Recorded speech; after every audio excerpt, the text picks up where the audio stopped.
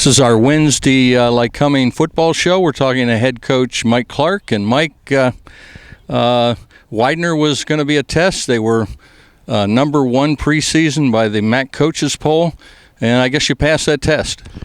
We're really pleased with how we played down there, John. Still some things we have to get worked out, but for the most part, to go down and win on homecoming at the preseason league favorite is certainly a great win for our program. The thing I noticed last two games, even with two quarterbacks, no points in the second half. I'm sure you're aware of that.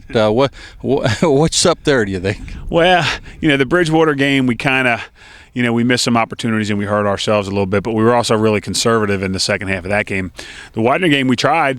They played great defense in the third quarter. It became a little bit of a field position game. We did have the opportunity to, to go down the field in the third quarter or the fourth quarter. We did miss a field goal and actually had a chance to score a touchdown on that drive, but we had a little bit of a protection issue that cost us. So give them a little bit of credit for getting some heat on the quarterback when we had a guy open down the middle of the field. And again, we did our best, but to not score in either second half is a little bit of a concern right now. You must be happy with 3-1, three in a row. And how does the defense is just playing great? Weiser and the boys averaging, I guess you could say, 17 points, since all 17, 17, 17, and 16 is all that's scored against you. Yeah, no, every game it seems to be our number.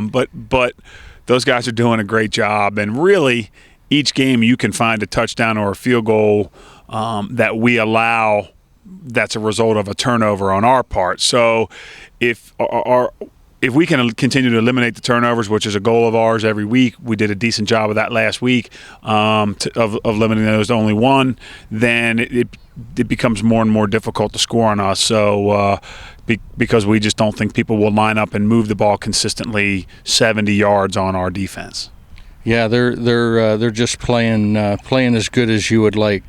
You have Albright coming up Sunday. It's a homecoming 1:30 start. I haven't really looked a lot about Albright. Have you watched any of the films? Oh, absolutely. There was no rest for the weary. We had a couple films on them as early as Sunday morning and kind of dove right into it and moved past Widener as quickly as we could. They're a good football team. I mean, they were tied for second in our preseason coaches poll. They have an outstanding quarterback. They have a very good wide receiver in the Romig kid. Some excellent return men, an outstanding free safety. I mean, they're a good football team. It's a challenge for us. Well, last year they scored pretty big on us, but it seemed like one of those games where nothing went right for Lycoming. But that's not an excuse. Any major injuries? I know going into the Widener game, you were pretty good shape. Anything bothering you? Well, we still have. I mean, Mark Ryan at wide receiver probably won't play this weekend. He's got a little bit of a knee right now, and we're hopeful, but not optimistic that he'll play. Other than that, though, yeah, we're in great shape. Should be pretty good otherwise. Sometimes when you have a starter that goes out, it's a chance to look at someone else, and who are we going to be looking at in Mark Ryan's spot? Well, if he doesn't play, right. The first guy that we have to get involved a little bit more, who's been a good player for us, is Ryan Wagaman. I mean, Ryan's done a nice job and had a big first game, and we just didn't get him as involved as we needed to in the Susquehanna and Bridgewater games, but made some big plays for us in the Widener game, and he'd have to be the next guy. After that, there's a collection of freshmen that we'll rely on. To come in and help us. So we're not as experienced at the wide receiver position right now as we'd like to be, but we still think we have some capable guys there who can help us make plays in the passing game.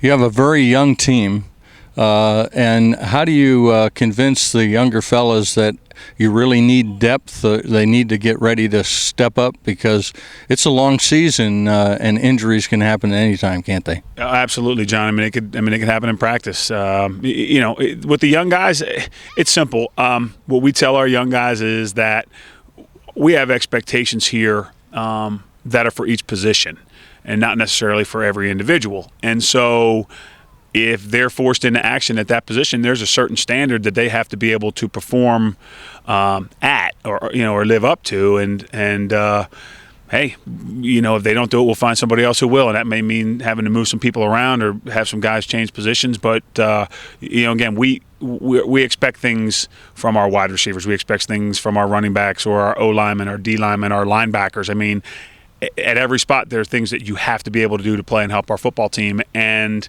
if guys can't do it, we're going to find somebody who can. So you get them ready during the week in practice, and you go out there, and hopefully they're able to perform on a Saturday afternoon. I've seen some coaches that, they get on a winning streak and they worry about the guys getting too confident. And then, of course, when you're not winning, that's tough to build them up. How do you keep the people in the game and reality? You're on a 3-game win streak and you want to keep going, but don't be dwelling on the past, huh? No, you can't. I mean, John, every week in our league, it's so balanced that this year especially,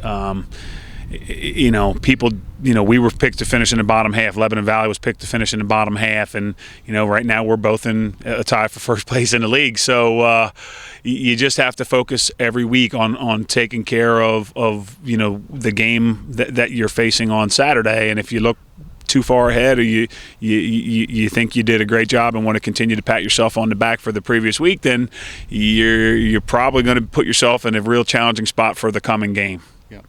Well, still nice start, Mike, and continued success and good luck on Saturday. Well, thanks, John. It's another great challenge, but we're going to continue to prepare for it and hopefully go out there on Saturday and play another solid football game. Okay, thank you. That's Mike Clark. Thanks, John. Take care.